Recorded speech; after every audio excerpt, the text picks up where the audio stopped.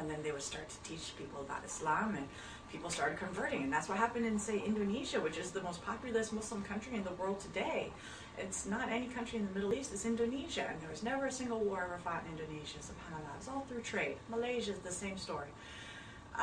So a lot of this spread of Islam was via trade.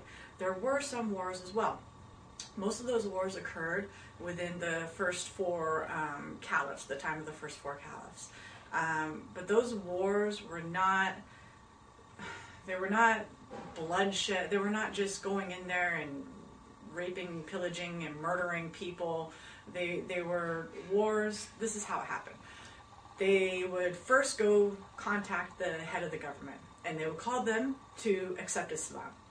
And if they accepted Islam, that was it. If they refused to accept Islam, then they called them to pay the jizya. And jizya is a poll tax. It's a tax that's paid per person. And it's paid to the Muslim government. And that money is used, you know, to establish infrastructure, to just as our taxes are used today, you know, for the protection of the government that the government offers us as civilians. Same thing. So if they didn't want to convert to Islam, then they could pay the jizya and just accept the Islamic rule. If they didn't want to do either of those, then they were going to fight. But the fighting was only against the government and the army that the government sent out. So there's very strict rules, differences between the combatants and the non-combatants. You could, you know, the Prophet told his armies all the time, you know, you don't kill anyone who's not fighting. You don't kill innocent women and children. You don't kill, you know, people sitting in places of worship, monks in monasteries, that type of thing. You leave them alone.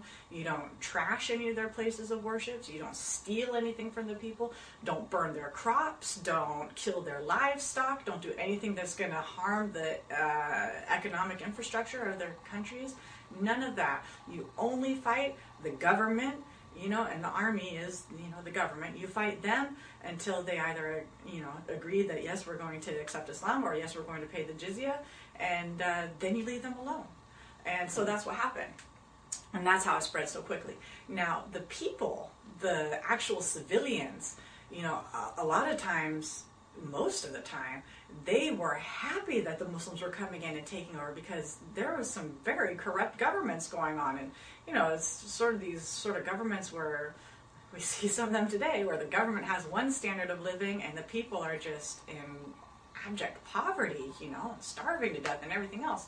Then the Muslims come in and all of a sudden they have freedom and this fair, just this amazing society. So they really looked at the Muslims as liberators, you know. They're happy to see them. And they were not forced to convert to Islam, but a lot of them did, you know. Just once they saw the people, the Muslims, how they behaved, a lot of them decided to convert to Islam. But they didn't all decide to convert to Islam. And Islam protected them, you know. Islam said that, you know, you protect the synagogues, you protect the churches. The Muslims paid for the upkeep of their holy places. And in fact, the Christianity and Judaism thrived under the Muslim rule, you know, especially in like Spain and all these other places. Those other religions thrived because of the Muslim protection. And one other thing that I think is really fascinating, subhanallah, subhanallah, you know, in a country where the Muslims were ruling, if a Christian or a Jew committed some sort of crime, they weren't tried in Muslim courts. They were tried in their own Christian courts, and they were punished according to their own Christian laws. So the law of the Muslims wasn't applied to the people. Do you see what I'm saying? And that's very beautiful. I can't imagine being in America today and having somebody, you know, that committed a crime being taken to an Islamic court and being punished according to Islamic laws, as opposed to, you know, being prosecuted by the United States of America. It's something truly progressive in the way that they were ruling, to allow these people to maintain their autonomy like that, and to maintain their own religious beliefs and ideals and systems of social systems. So subhanAllah, I think that was very progressive ruling on the part of the Muslims. And you know, we'll see that to this day in Egypt there's, I think, 14 million Coptic Christians. There's all of these Christian societies that are throughout the Middle East, lands that have been ruled by Muslims for so many hundreds of years. All of these attest to the fact that Islam was not spread by the sword, and that people were never forced to convert to Islam. so many people converted to Islam because they saw something else in it. They saw a purity in a way of life. They liked the idea, maybe they liked the idea of that direct connection between a human being and God without having to go through clergy or having someone say do X number of Hail Marys and then you're going to be forgiven, something like that. Maybe people saw something else in Islam. That direct relationship one-on-one with God, the truth. Maybe they read the Quran. Maybe they just saw the actions of the Muslims and they were inspired by that. But it wasn't by force that the people converted.